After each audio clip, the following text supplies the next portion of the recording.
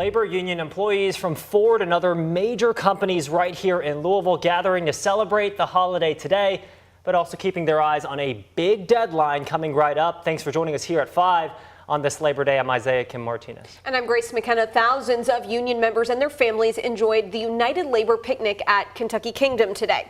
UAW Local 862, representing thousands of Ford workers locally, helped to lead that event. It comes as a September 14th deadline looms. That's when Ford's current contract with UAW expires.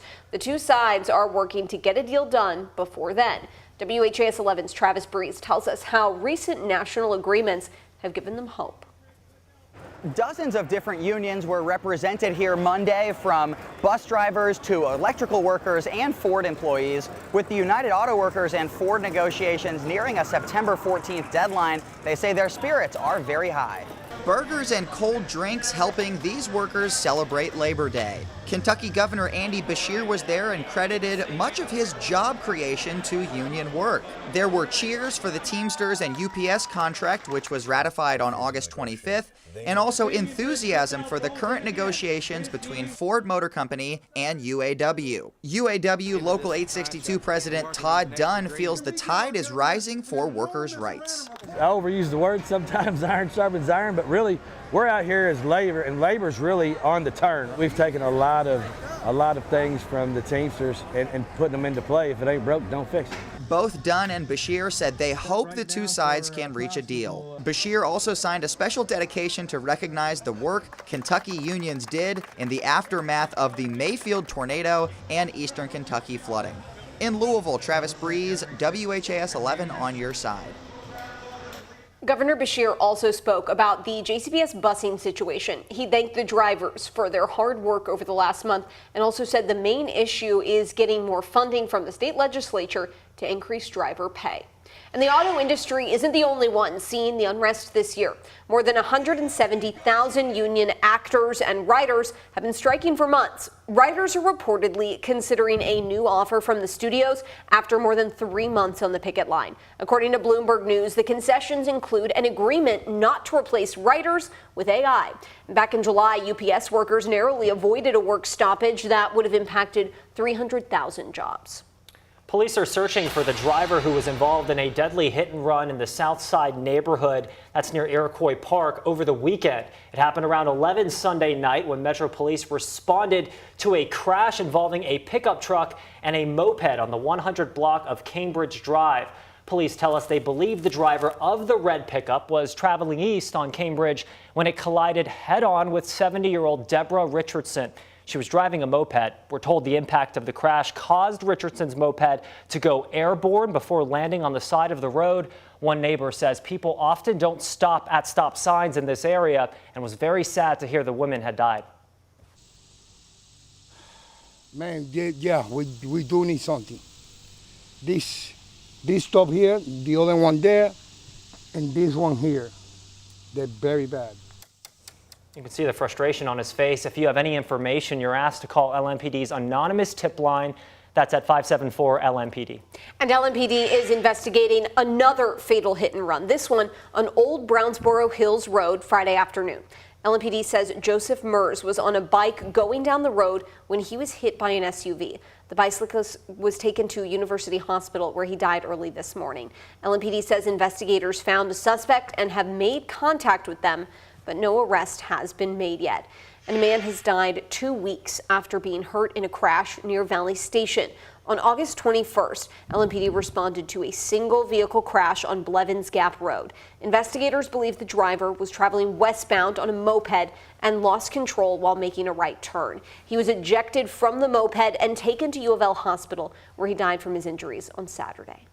Something to look out for over the next couple weeks. City officials are taking a two-pronged approach to address the community's concern over crime and quality of life, specifically in one area of Metro Louisville. Starting this week, you'll see more LMPD officers patrolling neighborhoods known for their nightlife. That includes areas along Brownsboro Road, Bardstown Road, Baxter Avenue, and Frankfort Avenue. For now, the increased police presence in that area is temporary, and this trial run will conclude September 16th. That's 2 weeks from today. We're asking LMPD, given their staffing shortage, where these extra officers will come from. We'll have their response right here at 11 o'clock.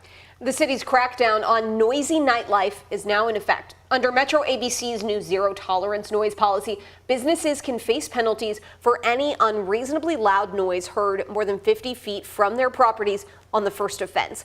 While the policy isn't new, officials have been enforcing it since 2003. The stringent no-tolerance rule is. Some bar owners are voicing their concerns now, saying simple misunderstandings could deal critical blows to business. A bit of a short leash, unexpected, sudden new mandate. That's the part that we're having a tough time with, just because the situation, the noise and the violence is a really nuanced conversation. City officials can fine businesses $2,500 on the first offense. In the past, they would hand out warnings before citing businesses. A Louisville ABC spokesperson says the agency does want those businesses to succeed, but also wants to make sure neighbors can enjoy peace and quiet in their homes. And today, millions of Americans are traveling by road and sky to get home, of course, after the holiday weekend. Airports coast to coast were jam-packed with passengers, with today being one of the most popular days to fly during the weekend. AAA says Friday was the busiest day at airports across the country, with an estimated 3.7 million flyers. But today is a very close second, with an estimated 3.6 million people flying. TSA says when it's all said and done, they're expecting this Labor Day weekend to end up about 11% busier than last year, with an estimated 14 million passengers going through security over the long weekend. We're already ahead of 2019, last year's volumes, which was out ahead of 2019 volumes, and this year it will be record-breaking volumes as well. And for those of you on the roads, AAA says traffic has been pretty consistently busy for most of the morning and afternoon, and that'll last until about 6 tonight. AAA says the gridlock should really start clearing up after 7. With the weather we've been having, it's pretty lucky that people are getting out on the roads and in the skies to travel. We're certainly, hopefully, Alden, not going to see any kinds of weather delays or anything like that today coming out of Louisville. Ultimately, no rain is good for a travel day like this. Alden. Yeah, it's going to be very quiet for the rest of this evening, but we're finally going to start to notice some changes in that weather pattern as we head into the middle of the week. 92, our high temperature today, still quite a bit above normal, but that's not going to last for much longer, as we are going to start to see a big cooling trend heading our way through the rest of this week. Currently sitting at 92, that is our high, as you just saw, but it feels like 95, so it is very humid outside. Not quite as hot out in the east end. Bowman Field coming in just under 90 degrees, still feeling like at 94. And the sky might have looked like it wanted to rain earlier, but we are actually dry across the entire region. But tomorrow is going to be a little bit of a different story. Our broader regional satellite and radar just shows some of those fair weather cumulus clouds overhead, but there is some slightly more active weather to our west in southern Missouri and in northern Arkansas. It's this region we're going to be watching for tomorrow, as it'll try to bring some showers and some thunderstorm activity to our region, but it's not going to be too widespread for everybody. Some of us will be missing out. But for tonight, mostly clear to partly cloudy conditions. Temperatures only falling into the middle 70s here in the metro, so a bit of a mild and muggy morning for us. And then tomorrow around noon is when we could see some of those isolated showers. Temperatures again at near 90 degrees in the afternoon. We have multiple rain chances, though, at least for the next few days. I'll break down when we'll be most likely to see that rain ahead. Alden, thank you. Right now, thousands remain stranded in the Nevada desert after the popular Burning Man festival was ruined by torrential rain. The Nevada desert that attracted more than 70,000 turned into a muddy fiasco when monsoon weather slammed the retreat location. Partygoers described the scenes of getting trapped in that mud that felt like quicksand, stranded in those conditions with no working toilets, limited cell service, and only the food and supplies that they had brought. There's no vendors for food, no. There's just a bunch of really nice people that are sharing what they have. Our camp brings out supplies, and we have kind of a makeshift kitchen where we prepare 2 meals a day. Officials closed down the roadways to the event after a death was reported. The local sheriff's office investigating it says it occurred during this rain event, adding the family has been notified. Organizers are asking event goers to consider leaving the desert tomorrow as officials work to reopen the roads. And police in Ohio have released body camera footage in that deadly officer-involved shooting of a pregnant woman near Columbus. Authorities are also explaining why they haven't released the names of the officers. A warning here, the video is disturbing to watch. ABC's Rena Roy has more.